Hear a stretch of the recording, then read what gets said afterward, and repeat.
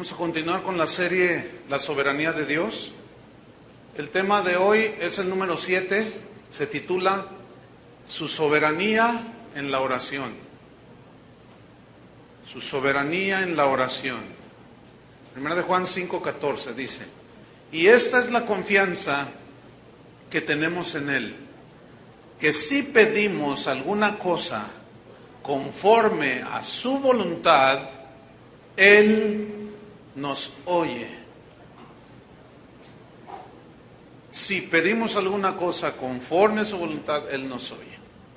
Las circunstancias que rodean al cristiano, como escasez, por un lado, otro tiempo puede ser abundancia, un tiempo puede ser salud, a veces hay tiempo de enfermedad, a veces hay tiempos de bonanza, otros de tempestad, a veces hay hambre, hay estrechez, a veces no, a veces hay peligro, a veces hay seguridad, hay quebrantamiento, hay situaciones de dolor, hay tiempos felices, tiempos no tan felices, pero todo esto y mucho más está bajo la soberanía de Dios. Dios tiene planes soberanos para formarnos a la imagen de su Hijo. Él tiene propósitos bien definidos y Él usará cualquier circunstancia para cumplir sus propósitos que Él tiene para nosotros. El problema radica en que no conocemos, no entendemos la soberanía de Dios. O cuando escuchamos sobre la soberanía de Dios, no queremos aceptar que Dios es soberano. Entonces nos metemos en problemas. Hubo una mujer en el Antiguo Testamento que se llamó Ana.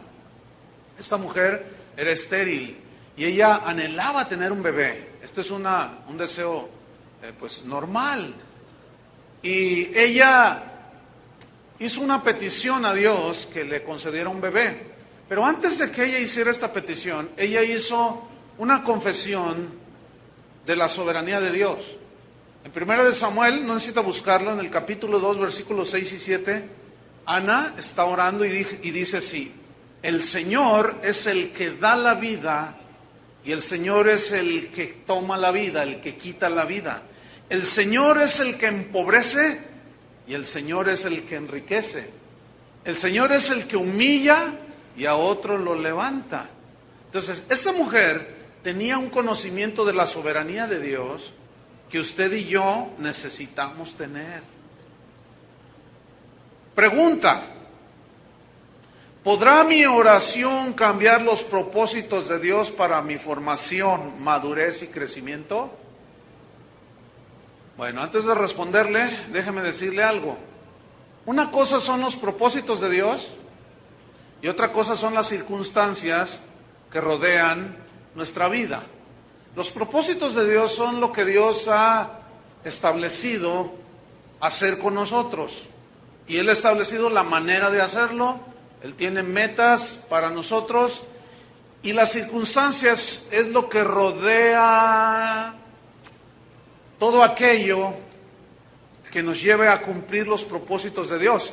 A veces esas circunstancias nos hacen llorar, a veces estamos bien contentos, a veces hay abundancia, a veces hay escasez. Entonces hay una gran diferencia en lo que son los propósitos de Dios y las circunstancias que rodean nuestra vida para que se cumplan los propósitos de Dios. Entonces aquí viene una pregunta: ¿podrá mi oración cambiar los propósitos de Dios para mi formación, madurez y crecimiento?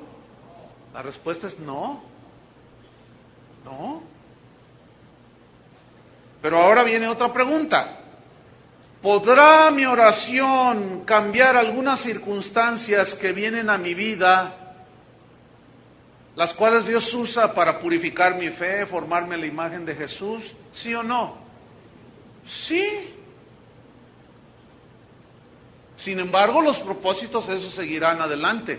Las circunstancias, el Señor puede moverlas como Él quiere, ¿sí? Y utilizar cualquier cosa. Por ejemplo, Dios había destinado desde antes de la fundación del mundo que Cristo Jesús fuese sacrificado en la cruz para perdón de nuestros pecados. y para que todo aquel que en Él creyere no se perdiera. Ese era un propósito eterno de Dios. O sea, o un propósito que Él diseñó para nuestra salvación, porque Él conocía todas las cosas. ¿Recuerdan cuando Jesús está en el huerto de Getsemaní orando? Está en una agonía terrible.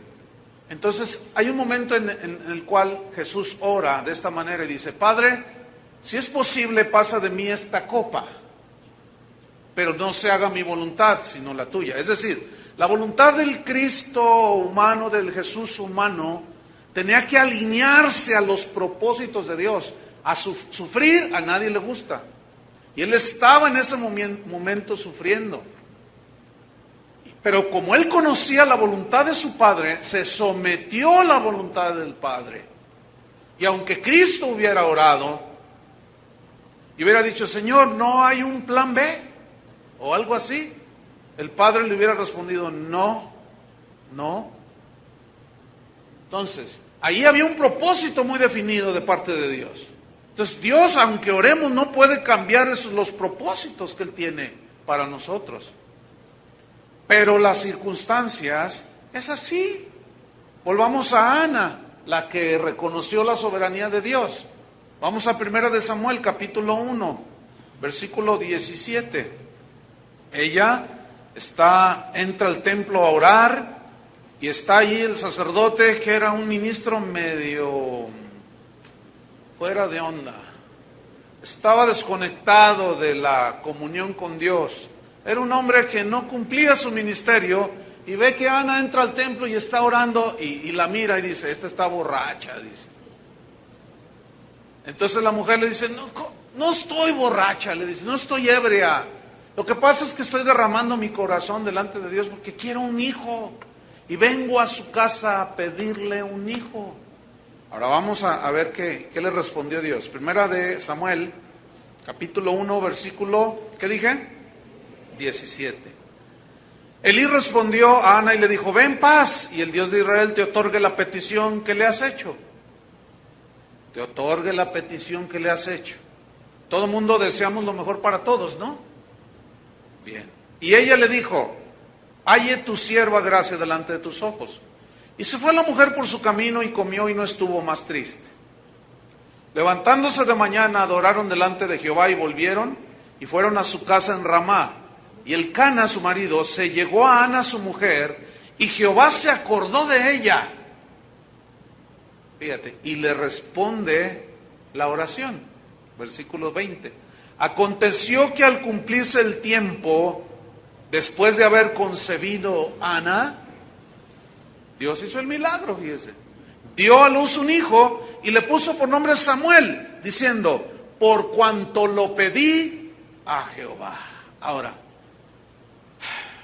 ¿cuánto tiempo pasó para que Ana recibiera el milagro? ¿Cuánto tiempo tenía ella orando por ese milagro? No dice la Biblia, pero se entiende que fue bastante tiempo, en lo cual ella anhelaba, lloraba, miraba a otros niños, su corazón latía y yo quiero un niño, yo quiero un niño. Entonces va con Dios y le hace la petición, y Dios tiene a bien darle un hijo, y le dio a Samuel, que fue uno de los profetas del Antiguo Testamento, un hombre tremendo de Dios. Ahora, ¿por qué nació Samuel? Porque era la voluntad de Dios, ¿no es cierto? ¿Por qué naciste tú? Porque era la voluntad de Dios, así de plano. Hay mujeres que se pasan 20 años orando por un hijo y nunca no llega el hijo. Yo conozco un par de ellas que nunca llegó el niño. ¿Por qué? Porque Dios no quiso. ¿Qué más les puedo decir, hermanos? ¿Tenían fe? Claro que tenían fe. Pero bueno, ¿qué Dios no es soberano aún en la oración? Por supuesto que sí. Entonces, vamos a Primera de Juan, donde tomamos este versículo, en el versículo 14, y vamos a estudiarlo para que se nos aclare un poco más esto. Quiero hacer una aclaración. Esta enseñanza no es acerca de la oración, no. Es acerca de la soberanía que Dios tiene en la oración de sus hijos. ¿Ah? Él sigue respondiendo cuando Él quiere, como Él quiere, a la hora que quiere y de la manera que Él quiera. ¿Ok? Bueno, vamos primero de Juan 5:14. Y esa es la confianza que tenemos en Él. Que si pedimos alguna cosa conforme a su voluntad, Él nos oye. Bien, vamos a estudiar este versículo. La primera frase, esa es la confianza que tenemos en Él. Aquí la palabra clave es la palabra confianza. Y aquí esta palabra viene del griego parresia, que significa seguridad, que habla de la seguridad que tenemos de entrar a la presencia del Señor. Porque a través de su sangre nosotros tenemos libertad para entrar al lugar santísimo, donde está la misma presencia de Dios. Y nosotros entramos delante del trono de la gracia. Entonces hay una seguridad para entrar, una confianza que tenemos en Él. Pero esa confianza, esa seguridad, tiene una connotación o también significa que entro con seguridad delante de Él para pedir abiertamente, con toda confianza, con toda franqueza y con una libertad impresionante, lo que yo quiera pedirle a Dios. Ahora, tomamos la segunda frase. Esa es la confianza que tenemos en Él. Podemos pedir lo que querramos, con toda libertad. Que si pedimos alguna cosa, aquí pedimos es, oramos, demandamos, rogamos a Dios alguna cosa. Esta frase alguna cosa incluye todo, incluye las cosas de la vida, incluye familiares, amigos, personas, sobre las cuales nosotros deseamos algo para ellos. Entonces nosotros podemos tener libertad para pedir, Señor, que mi hijo sea artista de Hollywood. Bueno, esa es tu oración, ¿verdad? Otro puede orar, Señor, que mi hijo sea un tremendo misionero. Bueno, tienes libertad de pedir lo que tú quieras. Yo le he pedido que el Atlas sea campeón y no más nada. Bueno, ahora, cuando yo veo esto bajo la soberanía de Dios, pues me consuela, porque digo, bueno, Dios no quiere. ¿Qué le vamos a hacer? Ay, Dios. Entonces, fíjese, que si pedimos cualquier cosa, pero luego viene otra frase muy importante, que es clave en este versículo, que si pedimos, anhelamos, deseamos cualquier cosa, conforme a su voluntad. Aquí hay dos palabras muy importantes, que es conforme, que en el griego significa si pedimos según lo que va de acuerdo con su voluntad. Pero la segunda palabra importante es la palabra voluntad. Y voluntad significa, viene de la palabra griega selema, que significa determinación. Es decir, si nosotros pedimos cualquier cosa conforme a la determinación que Dios ya ha hecho respecto de nuestra vida, nuestro futuro, nuestra familia, lo que sea, cualquier cosa. Esta palabra voluntad, que se traduce por determinación, también se traduce como propósito. Entonces, si nosotros pedimos cualquier cosa según sus propósitos, Él nos oye. Nos oye. Pregunta, ¿cuántos son padres aquí? Otra pregunta. Cuando sus hijos le piden algo, ¿les da todo lo que le pide su hijo? Ay, usted es re buena gente, ¿verdad? Otra vez, porque no sé si me expliqué. Cuando usted se acercan sus hijos y le piden todo lo que sus hijos quieren, ¿usted se los da? No. No, por supuesto que no. Imagínense que llega su hijo, dice, papá, mamá, préstenme su carro nuevo que acaban de estrenar, ¿no? Entonces usted, papá, le dice, pero hijo, dice, sí, papá, es que mira, quiero darme una vuelta por todo el periférico aquí de la ciudad. Pero hijo, ay papá, tú eres mi padre y tú debes de... Hijo, bueno, sí soy tu padre, pero mira, hay un problema, hijo. ¿Cuál es el problema? Dice tu hijo. Es que tienes 5 años, hijo. Ahora, usted le da a sus hijos todo lo que todo lo que le piden a usted, ¿verdad que no? Ay, qué malo es usted, oiga. Usted no es amor, usted no ama a sus hijos. Ahora, los padres que le dan todo a sus hijos, los dañan, ¿sí o no? Entonces, esa analogía cabe perfectamente en lo que yo les estoy diciendo. Dios sabe mejor que nadie qué es lo que conviene que nos dé, ¿sí o no? Por eso es que no todas nuestras oraciones son respondidas, contestadas. Por eso, esa es la razón. Por eso dice, si pedimos alguna cosa conforme a sus propósitos, conforme a su voluntad, Él nos oye. Ahora, nos oye como usted oye a sus hijos. Pero el hecho de que Dios no responda en ocasiones no quiere decir que no nos oyó. ¿Verdad? Como usted cuando escucha a su hijo, pues ya nomás se le queda mirando, ¿verdad? Entonces, tomamos el versículo, esa es la confianza que tenemos en el que si pedimos alguna cosa conforme a su voluntad, Él nos oye. Versículo 15, dice, y si sabemos que Él nos oye, si sabemos, si conocemos que Él nos oye, ay Señor, tú no te vas a negar, Él nos está oyendo. Dice, en cualquier cosa que pidamos, en cualquiera cosa que pidamos, sabemos que tenemos las peticiones que le hayamos hecho.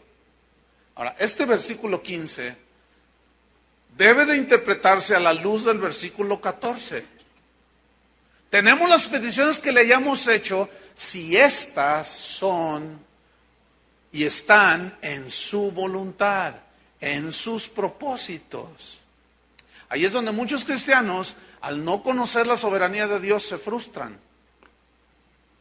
Por ejemplo, una vez Pedro le dice a Jesús primeramente les dice, es necesario que el Hijo del Hombre padezca por todos vosotros, va a padecer, lo van a maltratar, lo van a crucificar. Entonces Pedro le dice, Señor, que esto no te acontezca, le dice. Entonces Jesús lo mira y le dice, quítate delante de mí, Satanás, porque no pones tu vista en las cosas que Dios ha determinado. No conoces, porque si Jesús le hubiera hecho caso a Pedro, seguiríamos nosotros en nuestros pecados. ¿Ven? Entonces no le concedió esa petición a Pedro. Pedro era bien buena onda, porque amaba a Jesús y le decía, en ninguna manera, Señor, te acontezca lo que dices. Pero era la voluntad de Dios. Estaba designado de esa manera. Entonces, cualquiera cosa que pidiéramos, porque algunos ya han de estar ahorita, oye, pastor, pero pues el Jesús dijo que el que cree todo le es posible. Sí, todo. Pero ese todo está sujeto a si es su voluntad. ¿No es cierto? Otros están diciendo, oye, pero Jesús dijo que si nosotros estamos en Cristo, pedid todo lo que queréis y os será hecho. Otra vez, ese todo lo que queréis os será hecho, se limita a si es su voluntad. Ejemplo, la madre de dos de los discípulos de Jesús, seguramente escuchó esa enseñanza y dijo, todo lo que pidamos, todo sí, el que cree todo. Entonces se acerca a Jesús, dice, Señor, quiero hacerte una petición. Y Jesús va caminando y se detiene, sí, mujer, dime. Dice, mira, te quiero pedir que en tu reino se sienten, yo tengo 2 hijos, ¿verdad? Y quiero que uno se siente a tu derecha y otro a tu izquierda. Y Jesús la mira así, dice, ay mujer, no sabes lo que pides. ¿Qué le dijo? No sabes lo que pides. Y a veces esa es la respuesta del Señor, no sabes lo que pides. Fíjese, tengo una carta que escribió una mujer joven de aquí de la congregación. Esa carta se la envió a un hermano que está casado, tiene hijos. Pero cuando él era soltero, era de los solteros más orados.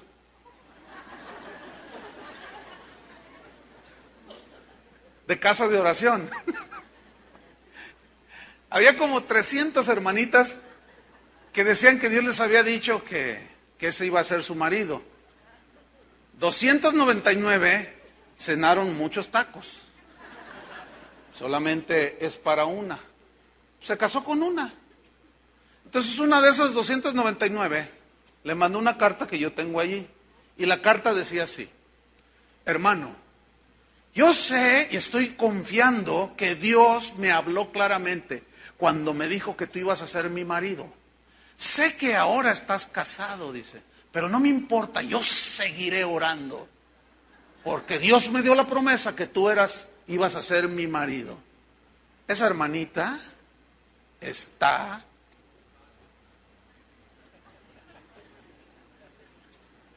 ¿Cómo está esa hermanita? Pobrecita. Da lástima, ¿no? No sabe lo que pide.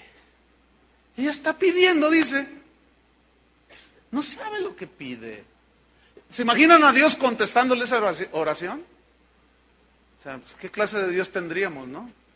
No, hermanos. Lo que pasa es que no sabemos lo que pedimos. Pero a mí Dios me reveló, sigue comiendo muchos tacos en la noche. Y vas a tener más revelaciones. Sí, definitivamente. Hermanos, hay cosas en la Biblia que están implícitas en lo que es la voluntad de Dios. Por ejemplo, alguien está orando y dice: Padre, muéstrame si es tu voluntad que yo perdone al hermano que me ofendió. Y el Señor nomás está así. ¿Qué? Señor, muéstrame si es tu voluntad. ¿Será su voluntad?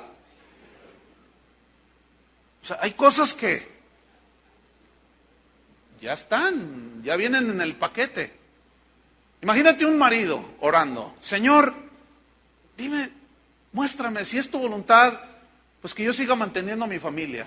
Ah, no, Dios te va a decir: no, mira, pues no, vete a Disneylandia y gástate el dinero, ¿verdad? Y déjalos, además yo soy el todopoderoso y yo me encargo de ellos, tú ve y diviértete. O sea, hasta suena ridículo, ¿no? No, hermanos. Sin embargo, nosotros tenemos que aprender a que la soberanía de Dios está sobre lo que oramos y que Él no está forzado a responder nuestros deseos, nada más porque sí, ¿eh? Pero si estos van de acuerdo a su voluntad, bueno, Él responde. Martín Lutero dijo: la oración no es para cambiar los planes de Dios, sino para confiar y descansar en su soberana voluntad. Sabio el hermano Lutero. Pregunta: bueno, si Dios sabe todo lo que va a suceder, entonces ¿para qué orar? Está buena esa pregunta, ¿no? Pues, si Dios ya sabe, ya ¿para qué le pido? Se los voy a contestar con 2 ejemplos. ¿Cuántas mujeres casadas hay aquí? ¿Les gusta que sus esposos les digan que las aman? ¿Sí les gusta? Entonces ahora yo le pregunto al marido, les digo: oiga, ¿usted ama a su esposa? Y tu marido me va a decir: claro, pastor, yo la amo a mi esposa. Oye, ¿y cuándo fue la última vez que le dijiste que la amabas? No, pues hace 20 años. Oye, ¿y por qué no se lo dices? Entonces usted me responde: pues ella ya sabe, ¿para qué se lo digo?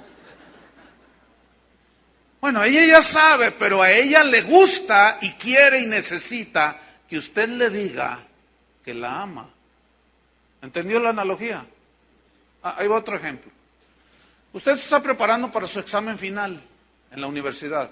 Entonces le pasan un cuestionario de 150 preguntas. Entonces usted se pone a estudiar y se toma su vitamina E para la memoria, quién sabe cuánta cosa, y ora y se quema las pestañas y se aprende las 150 preguntas. Usted va con sus amigos: a ver, pregúntamelas así salteadas. Pues la número 15, esta, es esto. Y entonces tú dices: no, me estoy bien filoso, ya estoy bien estudiado. Entonces, como usted ya sabe que va a pasar la prueba, pues ¿para qué va y presenta el examen? Si usted ya sabe. Bueno, entonces esa es la respuesta a la pregunta. Si Dios ya sabe, entonces ¿para qué quiere que oremos? Bueno, ya tiene la respuesta. Pero yo se lo voy a abundar un poco más. Él quiere que nosotros vayamos en oración con Él para demostrar y reconocer nuestra dependencia de Dios. Por eso Él quiere. Él quiere que le digamos, Señor, no tengo a nadie más, porque eso es reconocer que Él es Dios. Señor, haz las cosas como tú quieras, eso es reconocer que Él es soberano. Y eso es adoración a Dios, fíjate. Entonces, ¿para qué orar? Pues para crecer en la gracia y en el conocimiento de su voluntad. ¿Cómo yo voy a conocer su voluntad si yo no hablo con Él y no me comunico también a través de su palabra? ¿Cómo voy a saber? En Romanos 12:1 dice que renovemos nuestro entendimiento para que comprobemos cuál es la buena voluntad de Dios, agradable y perfecta. ¿Cuál es la buena voluntad de Dios, agradable y perfecta? Pero ¿cómo vamos a alinearnos a la voluntad de Dios? ¿Cómo vamos a alinear nuestros pensamientos a los de Dios si creemos y pensamos que nuestros deseos, pensamientos y propósitos son mejores que los de Él? Jamás vamos a poder hacer una cosa así. Pedro dijo, ¿a quién iremos, Jesús? Cuando le preguntó, ¿ustedes también se van? Pedro le dice, ¿a quién iremos? ¿A quién más vamos a ir? ¿De dónde vendrá nuestro socorro, hermanos? El socorro viene del Señor. Como Josafat, que está enfrente del enemigo allí, y dice, Señor, venimos a ti porque no sabemos qué hacer. Y Dios le dio una estrategia y ellos vencieron. También Dios quiere que oremos para ejercitar nuestra fe, nuestra confianza y nuestra obediencia. Por eso Él quiere que oremos también. Pablo le dijo a los tesalonicenses, orad sin cesar. Esto más que un acto de 24 horas, imagínate, pues no se refiere a un acto de 24 horas orar sin cesar. Más bien es una actitud del corazón. Es decir, es un caminar humilde delante de Dios, dócil a su voz. Cuando Él te dice cállate, tú te callas. Cuando te dice habla, tú hablas. Cuando te dice ve, vas. Eso es una actitud de oración sin cesar, hermanos. Entonces, va mucho más allá. Entonces, fíjense, nosotros oramos no para torcerle el brazo a Dios. Porque ahí está el cristiano, no. Quiere algo, ¿verdad? Lo que sea. Dice, Señor, voy a ayunar. Y el Señor empieza a temblar. Voy a ayunar y no voy a comer nada hasta que me concedas lo que quiero. Ten cuidado, porque te puedes morir de anoréxico. Ten mucho cuidado. ¿Tú crees que vas a chantajear a Dios o lo vas a manipular? Que no voy a comer, no voy a comer. Y algunos van a decir, ya te hace falta, mijo. Órale, éntrale al ayuno. Éntrale al ayuno y yo sabré cuándo te responde. No, hermanos, la oración no es para torcerle el brazo a Dios, ¿verdad? No, no, no. La oración es para alinearnos nosotros a la voluntad de Él. Una vez llega un profeta llamado Agabo se llamaba. Y estaba Pablo allí, había una reunión. Entonces llega y toma el cinto de Pablo y dice, el dueño de este cinto, y empieza a profetizar. Lo van a perseguir, lo van a poner una corretiza, lo van a apedrear, le van a dar todo. Y era de Pablo y todos sabían que el cinto era de Pablo. Entonces Pablo está viendo ahí y todos los demás discípulos y dice, así dice el Señor. Y cuando termina de profetizar, Pablo se levanta y dice, cancelo tus palabras, Agabo. Así dice en el libro de los Hechos. Te reprendo, profeta de maldición. No dijo eso. Fíjate, Dios le estaba advirtiendo lo que le iba a venir. Entonces los discípulos dice que lo rodearon y lo abrazaron y lloraron en su hombro. Entonces él dice, ¿qué están haciéndome la vida más difícil? Tranquilos, dice. Yo aún mismo estoy puesto para poner mi vida. Así es que no me estén molestando. ¿Qué es lo que hacen los cristianos de hoy? Apenas viene una situación de escasez, de estrechez, ya están atando al diablo, ya están 15 cuanta cosa. Y hasta le hacen así. Hátelo bien, porque parece como que el nudo no funcionó.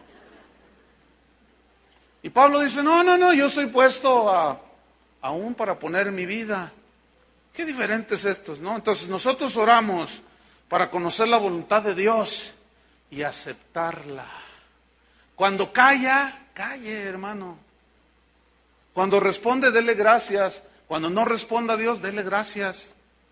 Filipenses 4:6 dice, por nada estéis afanosos, sino sean conocidas vuestras peticiones delante de Dios con toda oración y ruego, con acción de gracias. Hagan conocidas sus peticiones, pero serán contestadas si son conforme a su voluntad. Algunos maestros de la Biblia enseñan erróneamente cuando dicen, hermano, si usted ora diciendo, Señor, sáname, si es tu voluntad, no diga así, porque usted está anulando la fe, dicen. No diga si es tu voluntad. ¿Por qué? Porque sí es su voluntad que usted sea sano. Y todos, y lo van y traen billetes a la plataforma. Si así fuera, como dicen ellos, entonces ¿por qué a Pablo lo dejó con el aguijón? ¿Por qué? ¿Qué le faltaba fe a Pablo o qué? Ya sé, no le dio una ofrenda al apóstol que estaba ahí enfrente. Entonces no le funcionó. No, hermano. Lo que pasa es que no nos enseñaron bien. No nos enseñaron que Dios está aún sobre lo que nosotros querramos y anhelemos y pidamos. Y como Él es un buen padre, Él sabrá si nos contesta o no. Él sabrá cómo nos contesta. Él tiene sus maneras de contestar. Hay una historia que sucedió en la Segunda Guerra Mundial, muy interesante. Yo cuando la leí hace muchos años y se me quedó grabada. Sucedió durante la Segunda Guerra Mundial en Europa, cuando los norteamericanos fueron a defender a Europa de la invasión nazi. Entonces había unos cristianos franceses, pues civiles, ellos se escondían cuando venían los bombarderos y ellos pues tenían como un búnker bajo tierra y allí se protegían. O escuchaban la sirena y corrían y se metían. Pero comenzó a escasear el agua y los alimentos y ellos estaban muriendo de sed. Entonces dijeron, vamos a orar, que Dios haga un milagro. Entonces comenzaron a orar, Señor, necesitamos agua, haz un milagro. Tú mandaste los cuervos y alimentaron a Elías. Tú hiciste brotar agua de la peña, Señor. Queremos agua, si no vamos a morir, Señor. Haz un milagro. Y en eso suena la sirena, que venían los bombarderos nazis. Y a correr se ha dicho, ¿no? Fueron como 2 horas de bombardeos. Y ellos nomás se cimbraban ahí en el agujero ese que estaban. Cuando pasa todo ese tiempo dijeron, no, pues ya quién sabe cómo esté todo allá afuera. Fueron saliendo estos hermanos de donde estaban escondidos y uno se avecina, se aventura un poco más hacia afuera y empieza a gritar, milagro, milagro, hermanos, Dios contestó la oración. Y todos salieron, ¿qué? Había un borbotón que levantaba como 5 metros de la tierra, que una bomba de más de 100 kilos había hecho un hoyo allí. Dios les contestó la oración. Un poco violento, pero les contestó la oración como Él quiso. Usó la circunstancia que Él quiso. Entonces nosotros oramos para conocer la voluntad de Dios y la aceptamos como Él quiera responder o se abstenga de hacerlo. Entonces nuestra creencia en cuanto a la oración, fíjese, tiene que estar expuesta a la luz de las Escrituras. Pero tiene que tener, para verla así muy clara, lo más claro posible, tiene que estar bajo la lupa de la soberanía de Dios. ¿Sí sabe para qué es una lupa? No es un vidrio de aumento. Hace unas semanas, andando en una tienda allá en los Estados Unidos, comprando cables para la computadora, de pronto vi en una parte que estaban unos binoculares allí en exhibición. Entonces yo los miré, pues por curiosidad, los tomo y el almacén era enorme, era grandísimo. Entonces yo tomo los binoculares y los enfoco y miro lo que está hasta el fondo y estaban unas cajas apiladas. Pues comienzo a leer las letritas que tenían las cajas. Yo dije, ay, esto está poderoso, esto está tremendo, no hombre, con esto hasta el corazón les voy a ver a los hermanos. Entonces veo el precio, $30, dije, no, le voy a llevar uno a cada uno. No, compré los binoculares y me los traje. Entonces el otro día estaba ahí en mi casa. ¿Se acuerdan ahora el mes pasado, en octubre, que había una luna así impresionante? ¿Cuántos la vieron? Se veía hermosísima. Entonces, cuando voy, porque yo vivo así en una parte alta, cuando vamos subiendo, les digo a mis hijos, miren la luna, qué tremenda, ahorita vamos a verla con los binoculares. Entonces, salimos a la ventana y está ahí la luna. Entonces la agarro y la enfoco. ¡Wow! La veía aquí, mire. Escúcheme bien, están tan potentes que se veían los cráteres de la luna. Pues la veíamos aquí a la luna, una lunota así impresionante. Escúcheme bien, aquí hay una enseñanza. Cuando nosotros vemos a través de la palabra de Dios y luego todavía vemos la palabra de Dios, todavía le ponemos los binoculares de la soberanía de Dios, vemos todo bien claro. No sé si me expliqué. Usted ve todo aquí. Entonces dice, entonces por eso no me contestó Dios. No. ¿Por qué se está tardando? Porque está tardando conmigo. Ay, mira, me contestó, gloria a Dios. Tú habías de creer como yo. Y el otro está, es que yo sí creo. Dice, entonces ¿por qué no te contestas? Has de estar en pecado. Y comienzas a decir un montón de cosas. Ignoras que en la soberanía Dios está tratando muy diferente con tu hermano que contigo. Entonces no metas a todos en tu cajita, por favor. ¿De acuerdo? Entonces si tú un día oraste y creíste y Dios te bendijo, pues dale gracias a Dios. Deja que Dios trabaje con otros. Entonces, nuestra creencia a este respecto tiene que estar expuesta a la luz de la palabra y todavía agarre unos binoculares. ¿Cuántos se ponen lentes para leer? Yo, para ver más claro. Es más, hasta tengo una lupa allí. La lupa significa que ya me estoy haciendo viejito, pero veo más claro. Fíjate, en la historia de Israel hubo un tiempo bien terrible. Decían ellos, vamos a la casa del Señor, porque allí Dios le vamos a pedir y Él nos va a dar lo que querramos. Y nosotros vamos a orar. Y porque este es templo de Jehová, esta es casa de Dios, este es templo de Dios. Entonces Dios le dice a Jeremías, mira, ve y dile a todos esos, párate en la puerta del templo y diles, ustedes que dicen que esta es la casa de Dios, ustedes que roban, matan, adulteran, mienten, ustedes creen que no les va a pasar nada, pues diles que no, diles que me los voy a surtir. Diles que les voy a mandar el juicio y los voy a tratar con ellos duramente. Entonces va Jeremías y se para a la puerta del templo y les dice, ¿tú qué crees que no sé qué? Y les empieza a decir. Entonces pues lo miraban feo al pobre Jeremías. Él simplemente obedecía a Dios. Entonces él, como era un hombre de Dios, pues amaba al pueblo de Dios. Entonces Dios le dice, está Jeremías ahí dando la advertencia y regresa con el Señor y le dice, ahora ve y diles esto. Y va y les dice otra vez sus verdades a esos hermanitos de casa de oración. Entonces, como que Jeremías quiere interceder a favor de ellos, y en el capítulo 7 de Jeremías, en el versículo 16, les dice, tú pues no ores por este pueblo, porque no escucharé tu clamor, ni tu oración, no ores por ellos. No sé cuántos les ha pasado eso, pero a mí me pasó un par de ocasiones. Y ahorita recuerdo un caso de un compañero del ministerio, el cual se había desviado de los caminos de Dios. Un grupo de pastores lo llamamos para ayudarlo y restaurarlo, que confesara sus pecados y ayudarlo a restaurar. Y lo llamamos, y confesó sus pecados, dijo que se iba a someter a la disciplina, y cuando salimos de la reunión se salió y se empezó a burlar de todos nosotros, pero no solo de nosotros, de Dios, porque siguió con su doble vida y siguió predicando, siguió ministrando y se burló de Dios. Entonces dijimos, ¿qué vamos a hacer? Pues nada más a orar. Entonces todos los días en aquellos, de esto hace como 5 años, una mañana yo comencé a orar, empecé a adorar al Señor y comencé a orar y me acordé de este hermano.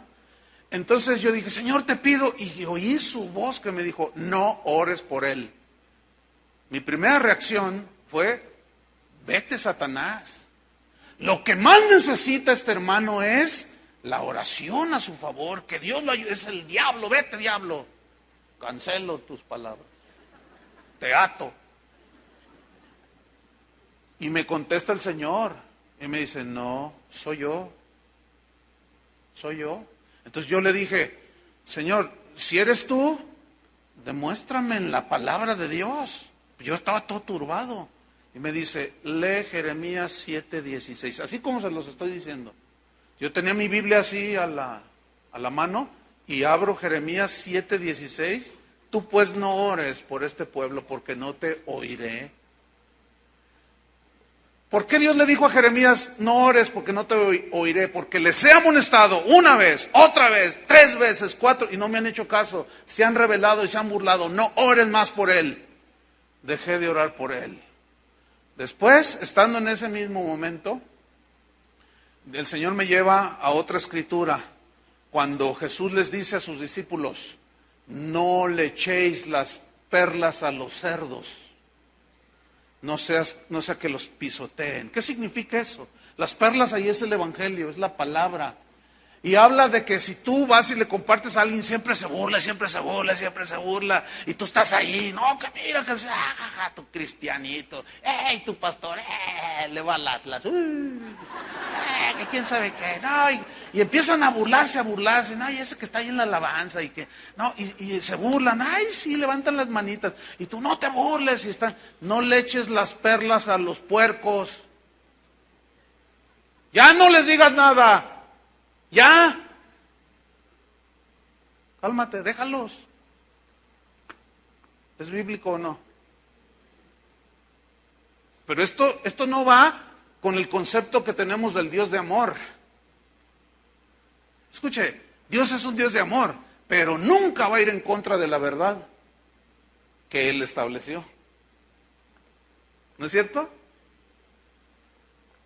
Hay una historia en Hechos 12, vaya conmigo. Tiene de todo, esta historia. Te ríes, lloras, te consuelas.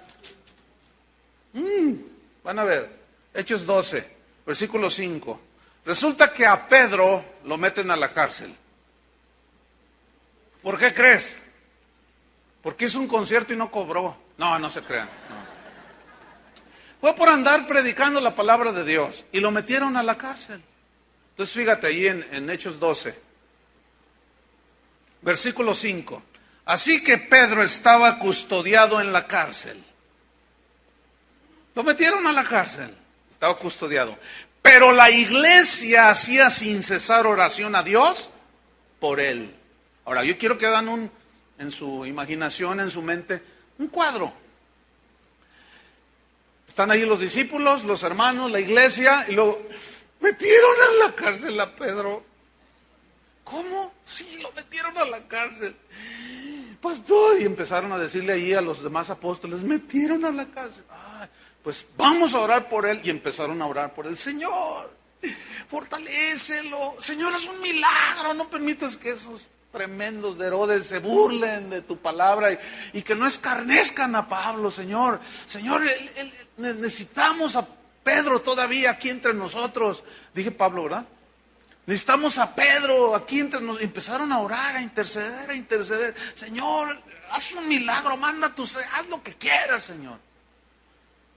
Fíjense el versículo número, ¿qué? 6. Y cuando Herodes le iba a sacar, o sea, para matarlo, aquella misma noche estaba Pedro, vean, durmiendo entre 2 soldados, sujeto con 2 cadenas, y los guardas delante de la puerta custodiaban la cárcel. Qué preocupado estaba este. Qué bárbaro, ¿no? Sabía que lo iban a matar a la mañana, al amanecer. Sabía que le iban a cortar la cabeza. Aquí estoy, bueno, Señor, que me hago la vida pesada. A ver, estaba encadenado, estaban los soldados, tenían cadenas. Pues ahí se acurrucó. Se quitó la capa, hizo una almohadita y dijo, bueno, pues con permiso. Y empezó a dormir, y se durmió. Eso habla, ¿de qué habla eso? De una total confianza en la soberanía de Dios. Si llegó mi hora, está bien, gloria a Dios. Ya. Morir es ganancia. Y estaba dormidito, y yo creo hasta roncando estaba, tremendo Pedro. ¿Qué sucede? Versículo 7. Y aquí es que se presentó un ángel del Señor y una luz resplandeció en la cárcel. Y tocando a Pedro en el costado, aquí, le despertó, diciendo, levántate pronto, le dice. Y las cadenas se le cayeron de las manos. Imagínense aquello, ¿no? Le dijo el ángel, cíñete, o sea, agarra tu almohadita que habías puesto allí, y átate las sandalias, los guaraches, ¿verdad? Se los ató, y lo hizo así, y le dijo, envuélvete en tu manto, y sígueme, le dice el ángel. Y saliendo le seguía, pero no sabía Pedro que era verdad lo que hacía el ángel, sino que pensaba que veía una visión, como que había dicho, estoy soñando, no sé. Pensaba que veía una visión. 10. Habiendo pasado la primera y la segunda guardia, y los guardias no se dieron cuenta, fíjense. Llegaron a la puerta de hierro que daba a la ciudad, la cual se les abrió por sí misma, y salidos pasaron una calle, y luego el ángel se apartó de él. O sea, lo sacó y de pronto se desaparece y lo deja allá. Y ahí va Pedro, ¿no? Anoten. 11. Entonces Pedro, volviendo en sí, dijo, ahora entiendo verdaderamente que el Señor ha enviado su ángel y me ha librado de la mano de Herodes y de todo lo que el pueblo de los judíos esperaba. Y habiendo considerado esto, llegó a casa de María, la madre de Juan, el que tenía por sobrenombre Marcos, donde muchos estaban reunidos orando. Versículo 13. Cuando llamó Pedro a la puerta del patio,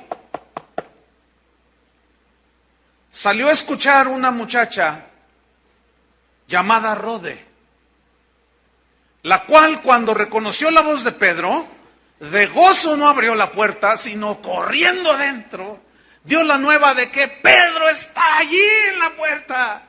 Pedro, el Señor respondió la oración, hermanos. Y vean la respuesta de ellos en el 15. Ellos le dijeron, estás loca. Yo no sé si ellos realmente estaban creyendo lo que estaban orando. Miren, la respuesta fue tan inmediata que hasta no creyeron. Pablo lo metieron a la cárcel varias veces. Fue en la cárcel donde escribió las epístolas pastorales. Fue en la cárcel donde escribió la epístola a los filipenses, que se conoce como la epístola del gozo, porque ahí es donde repite él, gozaos en el Señor, regocijaos. Y él estaba en la cárcel, hermanos. Yo les aseguro que la iglesia hacía oración sin cesar por Pablo. ¿Por qué Dios no lo soltó? ¿Por qué Dios lo metió allí? ¿Saben para qué? Para que estuviera totalmente tranquilo y escribiera las epístolas que hoy tenemos aquí. ¿Pero qué hacemos nosotros? Al no conocer la soberana voluntad de Dios, que Él tiene propósitos soberanos, pues hacemos muchas cosas que no van de acuerdo a su voluntad. Y nos frustramos, y nos desanimamos, y decimos, ¿por qué a mí, Señor? Y cuánta cosa, ¿no? Le dijeron, estás loca, pero ella les aseguraba que así era. Entonces ellos decían, es su ángel. Más, o sea, su angelito de la guarda, ¿verdad? De noche y de día y de noche. No, es que la Biblia dice que los ángeles del Señor están cuidándonos. Por eso los judíos sabían que hay ángeles designados por Dios que nos cuidan, aunque no los vemos. Entonces ellos dijeron, es su ángel. Dice en el 16, mas Pedro persistía en llamar, o sea, estaban todos atónitos y él allá afuera, tocando, ¿verdad? Y Pedro persistía en llamar. Yo me imagino que agarraba una piedra y ábrame, porque los soldados ya iban a despertar. Y como pues no le abrían, yo me imagino como que se desesperaba y golpeaba. y luego con los guaraches, no, mejor así, ¿verdad? Porque si le da así, pues imagínense el dedo. No sé, él estaba, ábrame, tara. Entonces ya cuando reaccionan los hermanos, lo ven, dice, él persiste en llamar, y cuando le abrieron y le vieron, se quedaron atónitos. La oración tiene poder. No, la oración no tiene poder, hermano. El poder lo tiene Dios, no la oración. Si la oración tuviera poder, sería infalible la oración y siempre respondería el Señor. Yo estoy tumbando muchas cosas que usted ha ido acumulando a través de su cristianismo que no van con la palabra de Dios, ¿eh? La oración no tiene poder. El poder es del que responde la oración.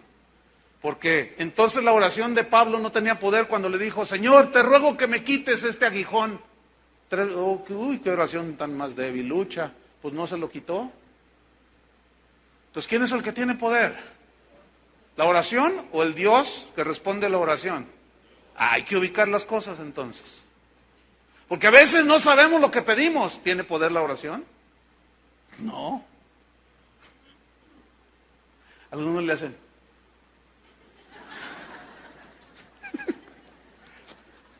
Entonces, mire, muchos cristianos creen que las promesas de Dios son como un cheque en blanco que usted lo llena con lo que usted quiere. Falso. Las promesas de Dios no son un cheque en blanco como algunos enseñan por allí, hermano. No son un cheque en blanco donde usted le pone la cantidad que quiere y usted va al banco y usted lo cambia. No, así no son las promesas de Dios. Escuche bien, todas las promesas de Dios son condicionadas, todas. Si oyereis atentamente la voz de Jehová tu Dios, entonces, si permanecéis en mí, mis palabras permanecen en vosotros. Todas las promesas de Dios están condicionadas. Entonces, esos maestros mentirosos que enseñan que las promesas de Dios son como un cheque en blanco, los han engañado, hermanos. No son cheque en blanco. Ayer un hermano, pues impactado por la enseñanza, me dijo, hermano, es que Dios me aclaró muchas cosas. Dice, te voy a contar algo, mira, mi negocio se trata de esto y esto. Entonces recibí una llamada y contestamos y nos contrataron para ir a hacer un trabajo en una nueva empresa que se iba a inaugurar. Entonces cuando estábamos allí y hablando yo con el dueño, resultó que el dueño es cristiano. Y ya nos identificamos, pues ¿qué es que hermano, gloria a Dios y a su nombre, gloria a su gloria? Y empezaron ahí. Hicieron su servicio de alabanza. Entonces le dice, mira, necesito que hagas esto, pongas esto aquí y esto, mira, esto me lo vas a poner aquí, me lo vas a resaltar color oro. Dice, no, mira, te voy a poner este dorado. No. Quiero el mejor material que se vea como si fuera oro. Dice, pero eso es mucho más caro, hermano. Dice, no importa, dice, tú ponlo. Ah, bueno, dice. Entonces ya lo pusimos y parecía oro. Parecía que lo que hice, los retoques que hicimos, parecía que estaban forrados de oro. Dice, es que mi pastor, le dijo el otro hermano, es que mi pastor nos ha enseñado que el oro atrae al oro. Miren, en primer lugar, eso no era oro. Bueno, ya con eso. En segundo lugar, dice, cuando yo ando acomodando las cosas y todo, había un cuartito por ahí. Y dice, mira, mañana tienes que terminar esto hoy aunque te desveles, porque mañana es la inauguración y va a venir el pastor y va a venir a ungir con aceite y va a venir a hacer sus brujerías, sus prácticas así. Entonces, pues quiero que esté todo bien terminado, dice. No, sí, cómo no, hermano, claro que sí. Entonces dice, yo tengo un ayudante que resultó que va a la misma iglesia de este hermano. Y cuando se vieron allí, ay, hermano, no sé qué. Bueno, entonces dice, ahí estamos trabajando y hay un cuartito allá atrás. Y yo voy y empiezo a comer unas cosas y de pronto veo un montón de botellas de vino. Y digo, caray, ¿qué será esto? A su nombre, gloria. Aquí la cosa se va a poner, ay Dios, dice. Total, dice que termina el trabajo, se van. Y al hermanito, a su empleado, lo invitaron a la inauguración. Y después le dijo al hermano que me dijo ayer, ay hermanos, ¿qué crees? Hubieras visto cuando se fue el pastor, ungió todo, dijo, yo invoco la prosperidad en este lugar, gritaba, y aquí le echaba aceite, aquí le echaba allá y le echaba más allá. Dice, y ándale, cuando se va el pastor que empieza el fiestón. No hombre, hubieras visto el hermano cómo terminó. Mira, tan borracho terminó que no se podía ni levantar, no se podía ni mover, así estaba totalmente perdido de borracho. Ah, gloria a Dios, ¿verdad, hermanos? A su nombre, gloria. ¿Ustedes creen que, saben qué es eso? Pura brujería, hermanos. ¿Piensan que porque hacen unos conjuros, sí, que porque dicen ciertas cosas bonitas y declaran y decretan y dicen y confiesan y que quién sabe cuánto, pero su vida es un desastre? ¿Ustedes creen que Dios va a obrar ahí? Entonces, muchos creen que las promesas de Dios son como cheque en blanco. Otros creen que Dios está obligado a responder lo que ellos confiesan, lo que ellos han visualizado, lo que ellos han decretado, y esto automáticamente viene. Eso es falso, hermanos. Otros creen que Dios está obligado a responder sus oraciones y que Dios les debe dar lo que ellos desean. Eso es falso, hermanos. Si usted cree así, que Dios está obligado a darle lo que usted quiere, por eso vino a morir en la cruz. Si usted cree así, usted es el soberano y no Dios. Porque aquí se van a hacer las cosas como yo quiero que se hagan, no como Dios quiere que se hagan, como yo le digo que Él lo haga. Eso es ponerse en el lugar de Dios y es un lugar muy peligroso, hermano. Fíjese, viene a mi mente un episodio que sucedió hace como 20 años aquí en Casa de Oración. Estábamos allá en el, poquito menos de 20 años, en el edificio que está enfrente, donde estuvimos antes. Llega una señora como de unos 50 años, 55, no sé, con una hija. Dice, pastor, mire, nosotros tenemos poquito en la congregación, somos hijas de Dios, pero tenemos que confesarle algo, tenemos que decirle algo. Estamos en un gravísimo situación. ¿Qué pasó? Es que estamos contagiadas de SIDA. Ay, cuando me dijo eso, inmediatamente oyes tú SIDA, dices, no, muerte segura, ¿no? Porque es una enfermedad incurable. Entonces, me dice ella, mire, fíjese que fuimos a donar sangre al hospital civil y a la hora de la transfusión nos contagiaron y tenemos SIDA. Dice la señora, dice, pero todavía por si fuera poco, dice, yo tengo diabetes y tengo cáncer. Tengo invadido todo el estómago de cáncer. Entonces yo estoy escuchándolas ahí a las dos. Entonces dice la señora, y queremos, pastor, pues que ore por nosotros. Creemos que Dios puede hacer un milagro y bueno, nos encomendamos al Señor. Está bien. Entonces yo las tomé y puse mis manos y oré por ellas y oramos. Para no hacer larga la historia, la hija se murió y la señora se sanó. ¿Por qué? No me pregunte a mí. ¿Por qué cree? Porque Dios quiso así. La señora todavía vive. Ella vive en Atlanta, en los Estados Unidos. No hace mucho se comunicó conmigo. Dice, uy hermano, si viera cómo Dios me ha bendecido. Totalmente sanada la señora. Pero su hija se murió. Asistí yo a su funeral y ahí estaba la mamá sanada, sin nada, y la hija se murió de SIDA. Yo no le discuto a Dios. Bueno, de algo nos tenemos que morir, ¿no? Él es el que da la vida y el que la quita. El que la pone, ¿verdad? El que humilla y a uno humilla, a otro enaltece. Bueno, es que Él es el Dios soberano, hermanos. Entonces, si nosotros creemos que Dios debe de hacer todo aquello que nosotros le decimos que haga, y algunos osados hasta le cuentan a Dios a las 3, ahora, todavía día, ahora, y más. Y ahí está el Señor, ahí está el Espíritu Santo, ahí todo. Sí, ¿qué más, hijo? ¿Qué más? Puras aberraciones que se están dando dentro del cristianismo, hermanos, porque ignoramos la soberanía de Dios. Él sigue dictando las reglas, hermanos. Nada más les quiero recordar eso, ¿eh? Y Él sabrá si les responde o no la oración. ¿Amén? ¿Amén sí o amén no? Alguno dirá, ay hermano, ¿pero qué no ha leído el Salmo 37, versículo 4? ¿Qué dice el Salmo 37, versículo 4? Deleítate a sí mismo en el Señor y Él concederá las peticiones de tu corazón. ¿Así dice? Sí, así dice. ¿Lo han leído ese versículo?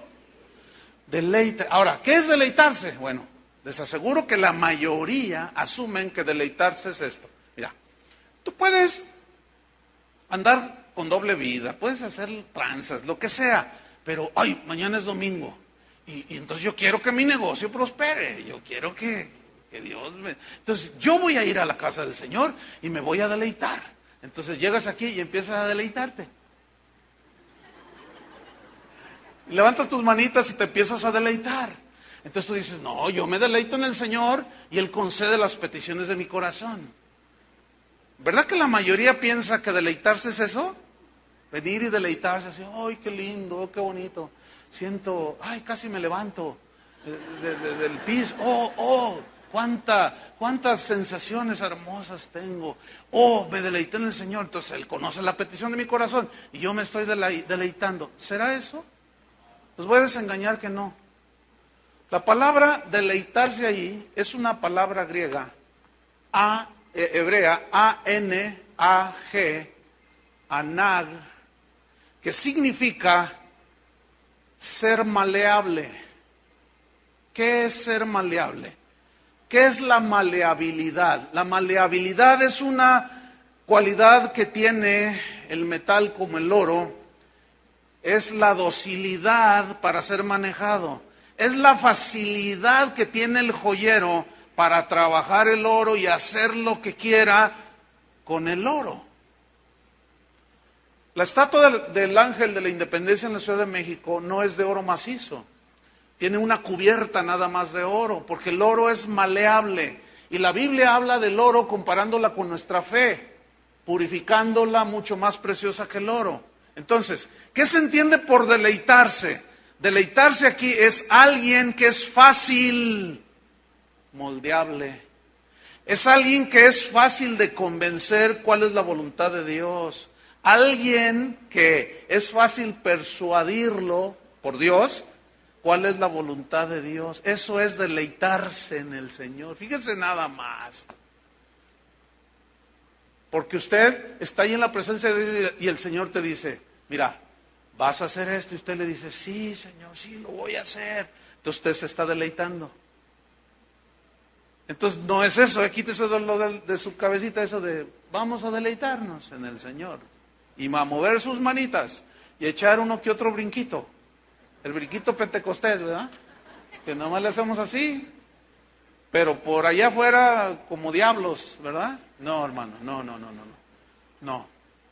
Si usted quiere que las peticiones de su corazón sean escuchadas, ¿por qué las peticiones de alguien que se deleita, que es maleable y formable en las manos de Dios, por qué sus peticiones son concedidas? ¿Saben por qué? Porque está en la presencia de Dios y conoce los designios de su voluntad. Y conoce y sabe cómo Dios trabaja y conoce la soberanía de Dios y sabe que cuando Dios le responde, pues se le da gracias. Y si no le responde, pues él puede esperar. Y si pasan tiempo y no le responde, dice, bueno, está bien, Señor. No voy a, hágase tu voluntad y no la mía, Señor. Amén. Eso es bien diferente. Vamos rápidamente a Santiago capítulo 5. Santiago capítulo 5.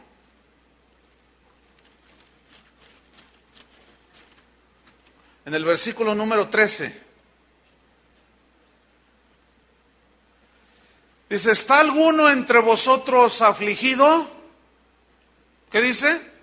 Haga oración. ¿Está quebrantado? ¿Está llorando? Haga oración. ¿Para qué haces oración? Para que le preguntes a Dios y Dios te revele qué es lo que está haciendo contigo. Haga oración, alíñate a la voluntad de Dios. ¿Estás triste? Haz oración. ¿Qué más? ¿Está alguno alegre? Cante alabanzas. ¿Está alguno enfermo entre vosotros? Oiga, pues no, que los cristianos no se enferman. ¿Está alguno enfermo entre vosotros? Llame a los ancianos de la iglesia y oren por él, ungiéndole con aceite en el nombre del Señor. Y la oración de fe, de confianza en Dios, salvará, o sea, sanará al enfermo. Sanará al enfermo. La oración de fe. Ahora, escuchen bien, sigo leyendo. Y el Señor lo levantará, o sea, lo sanará. Y si hubiere cometido pecados, le serán perdonados. Es decir, los ancianos ahí, los pastores, pueden, al estar orando por la persona, pueden discernir la razón por la cual está enfermo.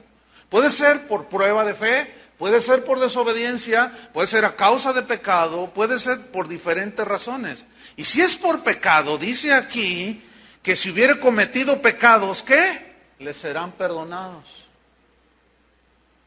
Versículo 16. Confesad vuestras ofensas unos a otros, llorad unos por otros, para que seáis sanados. Escuchen, la oración eficaz del justo puede mucho. ¿Cuál es la oración eficaz? ¿Saben cuál es? La que está de acuerdo a su voluntad. Esa es la oración eficaz. Pero luego enseguida habla de Elías.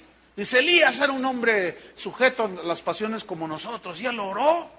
Dice que no lloviese, y no llovió por 3 años y 6 meses. Y después oró en el versículo 18, y el cielo dio la lluvia y la tierra produjo su fruto. Entonces ya, ahí algunos asumen lo siguiente. ¿Ya ven? Cualquier cosa que nosotros hagamos, la oración eficaz con fe puede mucho. Elías oró y dejó de llover. Oró y vino la lluvia. Nada más que no toman en cuenta que en Primera Reyes, del capítulo 17, 18 y 19, donde está la historia, ellos no han leído que dice, mas todo esto que Elías hizo fue por mandato de Jehová. Porque él era maleable, ¿entiende? Entonces, cuando le dijo, ve con el rey y dile, si no agarran la onda, detengo la lluvia. Entonces él va y dice, pero no se la sacó de la manga. Fue porque Dios le dijo. Esa es la oración eficaz, que haces lo que Dios te dice y te alineas a la voluntad de Dios. Y para terminar, capítulo 4 del mismo Santiago, dice, ¿de dónde viene? Versículo 1, ¿de dónde vienen las guerras o los conflictos y los pleitos, las contiendas entre vosotros? ¿No es de vuestras pasiones? Aquí la palabra pasiones significa sus sentidos naturales, complacer esos sentidos, deleitar los sentidos carnales. ¿No viene de satisfacer sus deseos carnales? Las cuales, o sea, pasiones, contienden en vuestros miembros, su cuerpo. Versículo 2 dice, codiciáis, significa desear intensamente, ¿qué? Satisfacer los impulsos carnales y materiales. Dice, codiciáis y no tenéis. Matáis, fíjense hasta dónde llegaban. Matáis y ardéis de envidia. O sea, hervían de celos ellos. Dice, y no podéis alcanzar. O sea, no logran lo que quieren. Eso significa, combatís y lucháis, pero no tenéis lo que deseáis. Y luego les dice, porque no pedís. Y luego en el versículo 3 les dice, pedís y no recibís. O sea, no obtienes lo que tú quieres. ¿Por qué? Porque pedís mal para gastar en vuestros deleites. Aquí gastar en vuestros deleites significa para malgastar, para desperdiciar en sus deseos puramente terrenales. Y eso es lo que la doctrina falsa de la prosperidad ha infundido en los creyentes, puros deseos materiales, hermanos. Y hasta que venga Cristo yo atacaré esa doctrina, porque es falsa, hermanos. No es conforme a la piedad. ¿Qué es la doctrina conforme a la piedad? Es todo aquello que te lleva en pos de Dios. Y estos te ponen la mira en las cosas de la tierra y te llevan en pos de las cosas de la tierra. Pedís y no recibís porque pedís mal, para gastar en vuestros deleites, para satisfacer tus puros deseos terrenales. Conclusión, hermanos, la oración es una actitud más que un acto, ¿sí? Es una dependencia total en la soberanía de Dios. Y la docilidad que tú tengas para aceptar su voluntad. Esa es la verdadera oración, hermanos. Termino con este pasaje de la Biblia. Jesús está con sus discípulos, entonces uno de ellos le dice, Señor, enséñanos a orar. Entonces Jesús los llama, vengan. Miren, ustedes cuando oren, no sean como los paganos que no conocen a Dios, que usan vanas repeticiones, fórmulas mágicas. Repite 5 veces la oración de Jabez. Repite 5 veces el Salmo 91. Mira, y luego haces esto, y luego haces lo otro, y luego le avientas aceitito, y luego, es pura brujería. No, dice Jesús, ustedes no sean como los paganos que piensan que por su palabrería van a ser escuchados. Vanas repeticiones, dice. ¿Se acuerdan antes de ser cristianos? Padre nuestro, Padre nuestro, ¿y cuál padre? ¿Cuál padre? A ver, ni lo conocías, y Padre nuestro, ¿cuál padre? Pero luego, ni siquiera se fijaban, y justamente eso es ni siquiera se fijaban lo que decía el Padre nuestro, y justamente eso es lo que Jesús les dice. Mas ustedes cuando oren, digan así: Padre nuestro, que estás en los cielos. No es terrenal, está en los cielos. Santificado sea tu nombre, eres sobre todo, Señor. Venga a nosotros tu reino, que tus leyes gobiernen nuestro corazón. Danos hoy nuestro pan de cada día. Dice, hágase tu voluntad como se hace en el cielo, también en la tierra. Qué pasaje de la Escritura. Ustedes oren así. Hágase tu voluntad como se hace en el cielo, también aquí en la tierra. ¿Y quién va a hacer su voluntad? Nosotros. Pero si nos creemos diositos decretando y confesando, hermanos, no.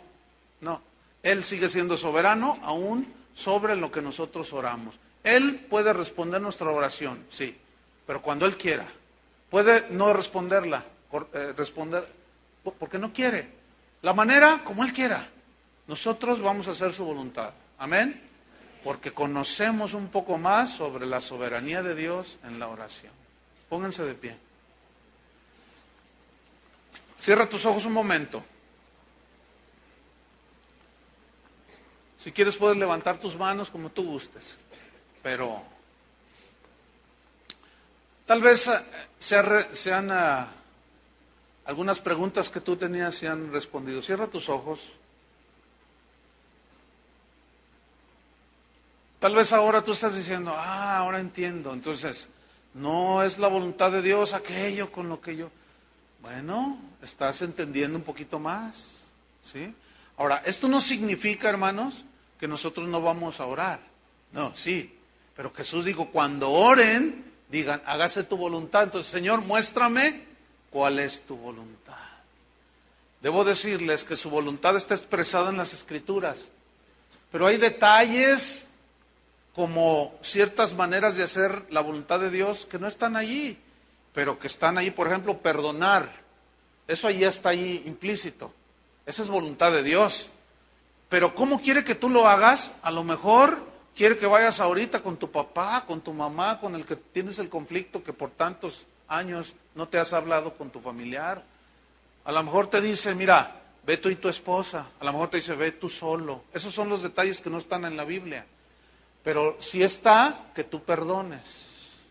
Y tantas cosas. ¿Quieren que oremos como Cristo enseñó a sus discípulos? Cierra tus ojos. Padre, te damos gracias, Señor. Tú eres nuestro Padre, nosotros somos tus hijos. Tú estás en los cielos, nosotros estamos en la tierra, Señor. Nosotros estamos contaminados con el pecado y tú eres santo. Tú eres un Dios autosuficiente, nosotros no. Nosotros tenemos una dependencia cada día de ti, Señor. Danos hoy nuestro pan de cada día. Danos, Señor, las cosas que necesitamos cada día. Pero no se haga nuestra voluntad, sino la tuya. Que aquí en la tierra, Señor, así como en el cielo, que los ángeles acatan tus órdenes, aquí en la tierra nosotros hagamos tu voluntad, Señor. Y es a través de orar y de tener comunión contigo que tú nos puedes decir, Señor, Ve y vamos. No vayas, no vamos. Habla, hablamos. Calla, callamos. Es así como nosotros nos alineamos, Señor. Entonces ahora podemos entender con mayor amplitud que si pedimos alguna cosa conforme a su voluntad, Él nos oye. Y sabemos que tenemos las peticiones conforme a su voluntad. Te damos gracias, Señor, por lo que has tenido a bien contestar de nuestras oraciones.